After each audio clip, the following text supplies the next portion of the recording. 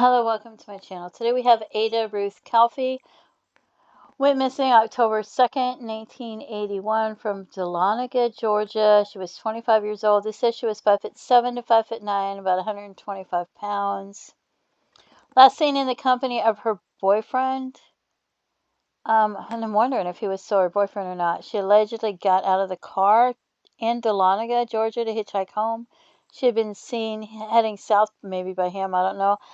Highway 19 and 41, and there's other ones we'll look at. It says that she had filed a warrant against him, and he had admitted to putting a tie around her neck and choking her and stuff like that. And I don't know. Brown hair, brown eyes. We'll look at it, see what it says. So jeans and gray sweatshirt, white sneakers. This one is the Charlie Project. Says she was born November 6, 1955. 5'7", 125 pounds. Had a pin inserted in her elbow. Last seen in the company of her boyfriend, Jim Pruitt, a stockbroker, I believe it said on the other one. They had decided to cancel a fishing trip they'd planned, but were they going somewhere together? This confuses me because she had filed charges against him. She allegedly got out of the car near the town square in Dahlonega, Georgia, refused to get back in, and to hitchhike home. She had accused him of assaulting her earlier in 1981. She had said he beat her and choked her and shoved her down a flight of stairs at their apartment complex in Marietta in July. She told authorities he had beaten her before and once broken her wrist, but she had not reported him because she was afraid. He was trying to get her to drop the charges, and she disappeared just 5 days before his arraignment. At his trial for assaulting her, he testified and admitted he'd wrapped his tie around her neck during their argument to scare her, he said, and to get her to stop. He was found guilty of misdemeanor battery. Her credit cards and bank accounts have not been used. She worked as a secretary at a brokerage firm in Atlanta, Georgia. Did he work at the same firm? And her family stated it's uncharacteristic of her to leave without warning. Foul play is suspected in her case. Because wasn't he a broker? I wonder if they worked at the same place. And there's pictures of her. And this is the Doe Network. And you can pause it and read it. I think it pretty much says the same thing. Last seen with him, with her boyfriend, if he was still her boyfriend. I have questions about that. Said he was a stockbroker. She had took out a warrant against him for beating and choking her. So I don't know if they'd be going fishing together. That confuses me. He was trying to get her to drop the charges, and she disappeared just 5 days before.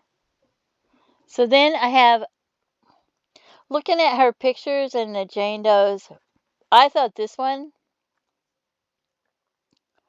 looked really similar to her.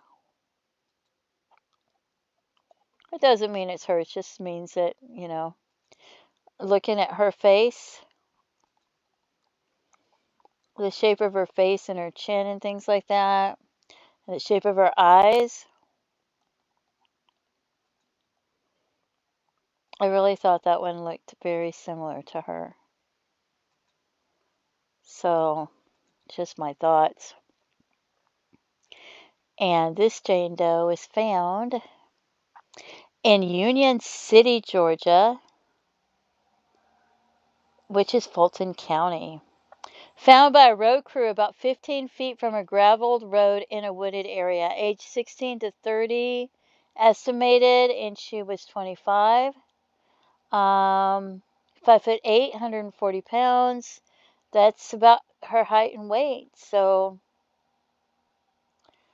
it doesn't say how many years for the estimated PMI. And so that would be, 11 years. So I don't know if it means that many years or not. Found by a road crew. So I don't know if that could be her or not. But I thought they looked similar. There is a ring that has a mother's ring with different colors. But it doesn't mean that, they had that many children. I don't know.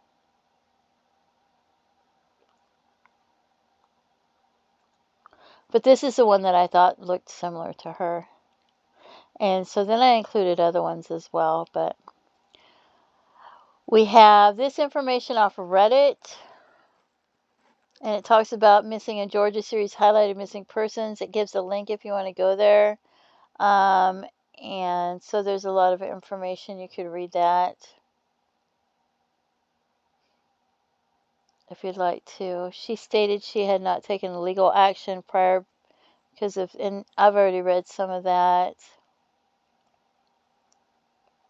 Talks about Dahlonega being a beautiful place. And there's different links on this if you want to go to that. It's on Reddit. And it has different links on it as well. My nose is running today. I don't know why. Keep wanting to sneeze. And then this is Web Sleuths, and there's links right here. This says, were Lumpkin County officials paid off to cover up her murder? I can't believe, I don't know. I don't think so, but. And then it talks,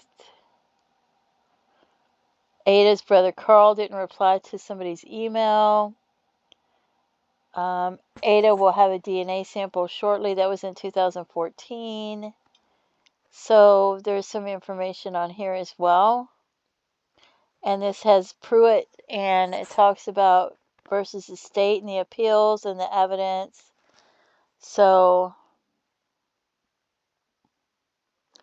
it says, at Calfee's request, defendant tried without success to arrange her to go with his dinner party with someone else as a date. Defendant having arranged to take another woman and another couple. On July 12th, Calfee called defendant's apartment several times. Finally reached defendant, who was preparing to take his guest to the restaurant, and said she wanted to come to his apartment and speak to him in person. Defendant said he did not have the time to speak to her and did not want her to come to his apartment. After defendant's dinner, guests arrived at his apartment. Calfee began a persistent loud knocking. So I don't know who's giving this information.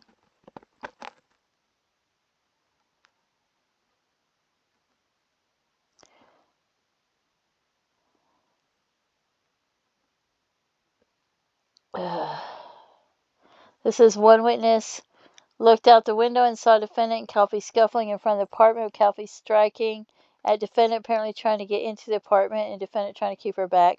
Two witnesses in the apartment below heard screams and noises. They looked through a door peephole, and one saw defendant and Calfee slinging each other around. The other saw Calfee in a crouched position with defendant standing. A witness in the bottom apartment, upon hearing the screams, came out of the stairway and looked up to the next landing, where she saw defendant, who was holding Calfee with his tie around her neck, strike Calfee in the face with his hand.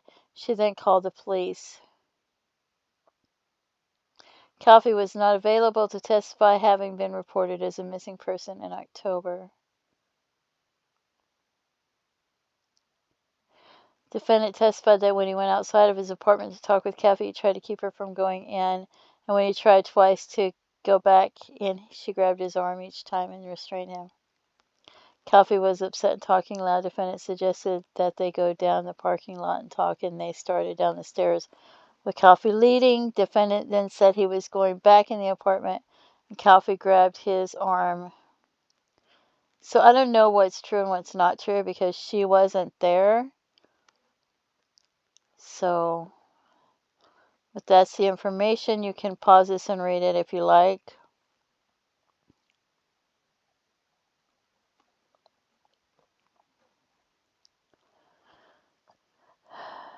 It's just a lot.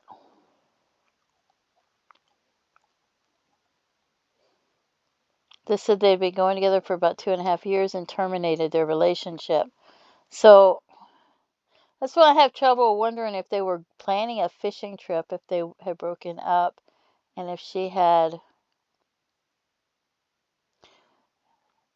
was going to court against him. It kind of throws me for a loop.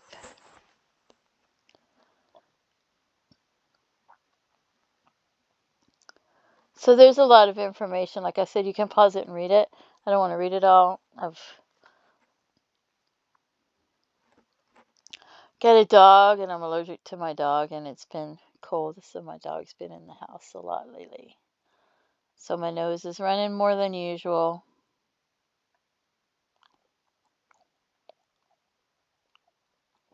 It's just so sad.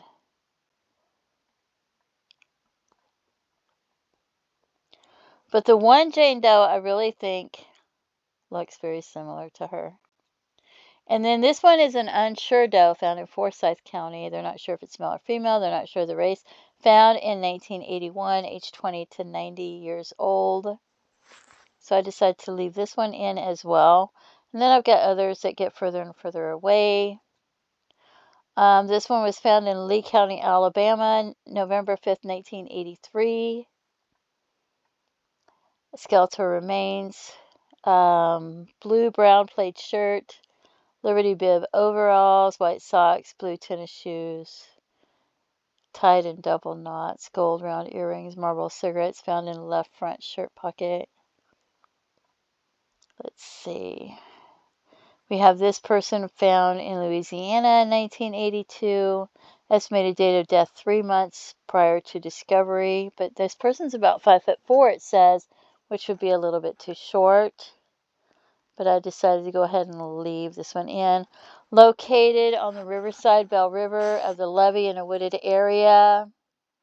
The victim suffered a severe facial injury shortly before her death. So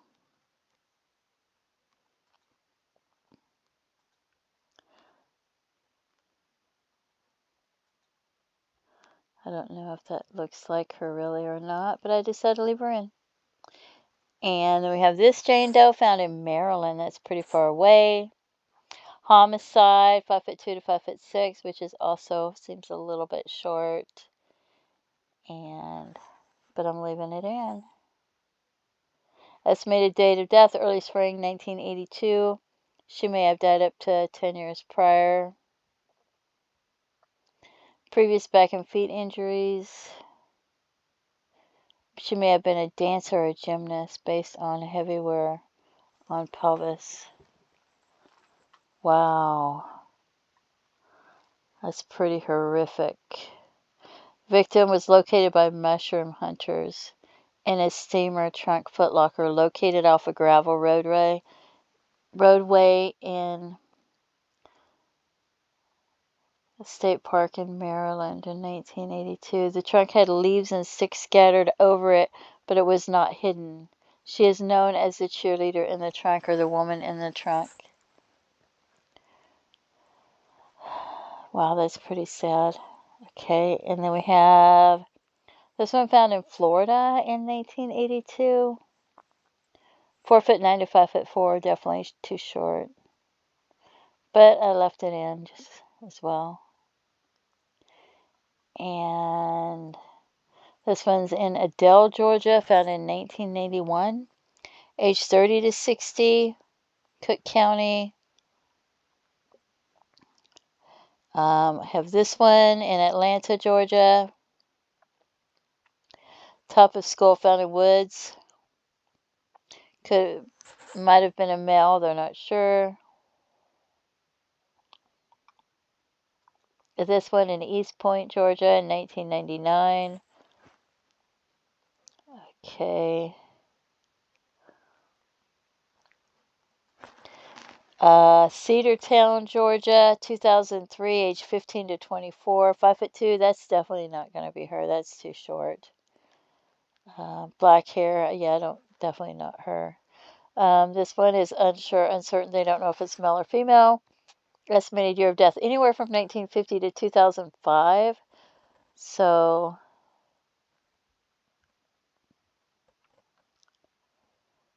let's see, Atlanta, Georgia, Fulton County. So that could be her. And then we have this one, Black African American. So that's not going to be her.